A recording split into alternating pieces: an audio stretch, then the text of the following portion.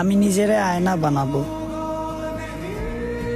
যে যেমন দেখতে চায় তারে ঠিক তেমনটাই দেখাবো।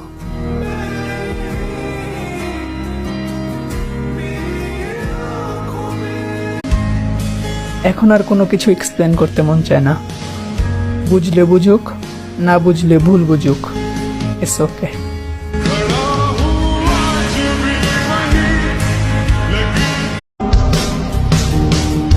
दीवाना हाय कहाँ गई वो रातें, वो मीठी मीठी सी बातें करती थी जो दीवाना। জন্ম থেকেই তো কপাল পোড়া, আর তুমি আইসা আমার বুকটাই পইরা দিলা।